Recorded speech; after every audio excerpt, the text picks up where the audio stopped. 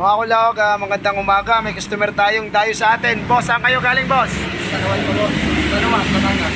Ang nilapit mo sa akin ay Uusog. Yun lang usog niya. nausok, nagbabawas ng langis. Yan. Yun ang nilapit ni sir sa atin, usok lang. Ganito mga kulaog. Dahil maraming nagtatanong sa akin kung ano bang pinapalitan pag nag-refresh. O ito, ni-refresh natin. Ganito lang yan mga boss. Ang kailangang palitan, unang-una, katulad ditong kay sir, nagbabawas daw, mabilis daw magbawas ng langis. Hindi na daw yung makikita doon sa silipan, sa kabila, sa clutch. Wala na daw langis. Ganito lang magpalit ng, kung kailangan palitan ng piston ring. Unang-una mga kulaog, pag nakita nyong itim na ito, ayan, yung dumi kako, yung parang langis na nasunog.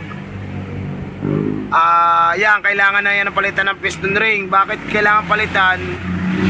Kasi umabot na sa second ring yung dumi, yung langis na nasusunog. Ayan o.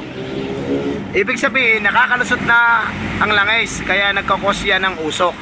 Kahit hindi masyado siyang malakas, kaya nagbabawas kasi nalusot na yung langis. Ano? Ang kailangan mga idol pati sa refresh, unang-una, pagka lalo na pag video matanda na, unang-una piston ring, tsaka valve seal. Ayan, valve seal ng head na yan. Ang mga valve, bibihira naman yan masisira. Ayan ang valve nyan, oh. Puro nga lang dumi, kasi nga gawa ng carbon. Ayan, lilinisin natin yan, tapos aasintahin. Tapos pangalawang check nyo, bukod sa piston ring, dapat magbabudget na kayo. Piston ring, valve seal, tapos itong guide. Ayan. Marami nagtatanong sa akin, bakit boss pinalitan mo ng guide? May bakal pa naman. Ganito lang yan mga boss. Ipapakita ko sa inyo kung bakit kailangan palitan. Kasi ito, kahit nakadikit ang bakal, magkukusto ng ingay. Digas, sir, di ba ito ay bukod sa mausok, maingay din narinig mo ba? Ayan. Ito mga kulao, kailangan ng palitan yan. Unang-una may mga crack na. Ayan. Crack na, tapos matigas na. Okay lang sana kung matigas na, ay katulad nito nagalaw. Sungkitin mo pre sa kabila para makita nila kung bakit kailangan laging palit ng guide. Ito yung mga refresh na kailangan mong palitan. Ito. Kasi pagka goods pa yan, hindi yan masusungkit mga idol. Ayan ang tama. Ayan o. Kung kita nyo, tuklapin mo yung bakal, matutuklap yan. Ayan mga kulaog o. Ayan. Ayan. Nakadikit siya, kakaunti na. Kaunting na lang, malalaglag na siya. Kaya magkukos yan ng ingay. Pagkalaglag nito, pwedeng pumasok sa makina, pwedeng masira transmission mo, or pwedeng bibitaw yung chain kasi maluwag. Ayan. Ito mga kulaog, sa tuos ko kasama yan. Yung mga 6,000 na refresh kasama yan. Ngayon kung wala namang sira, pag chinik namin, ibabalik natin yan. Ngayon pagkakatulad na nangyari kay sir, palitin na. Tapos katulad dito, nung kinalas namin, ayan, oh.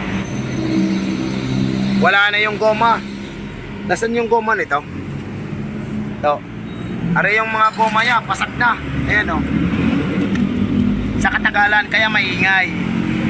Ito, isasama nyo na rin to. Ito kasi yung 6,000 na refresh ko, kasama libor, kasama ang parts nun, para sigurado. Ang wala lang doon, chain. Kasi ito naman, hindi naman lahat magsabay-sabay ang sira niyan.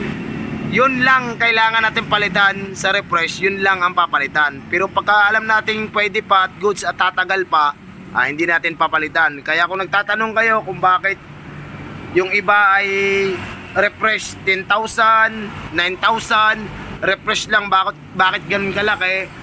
Yun naman boss, depende yun sa nagawa. Kung ang nagawa naman ay lahat papalitan, malaki talaga. Kulang pa nga yun yung 10, kulang pa yun mga boss kung tutusin, kung papalitan lahat. Ang kanila naninigurado lang. Ang problema nga lang naman ito sa atin, budget. Kaya nagtaka yung iba kung bakit 6,000, kasi nagbe-base ako depende sa sira kung anong kailangan talagang palitan.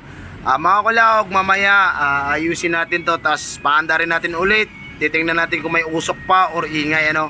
Hindi ko na pinarinig sa inyo, mismo naman may-ari ang nagsabi na maingay, ano boss. Pinandar ko na kasi kanina, kaso may darating pa kasi akong customer, galing sa malayo pa, kaya habang si boss pa lang mag-isa, ginawa ko na. Mamaya update ko kayo pag okay na, no.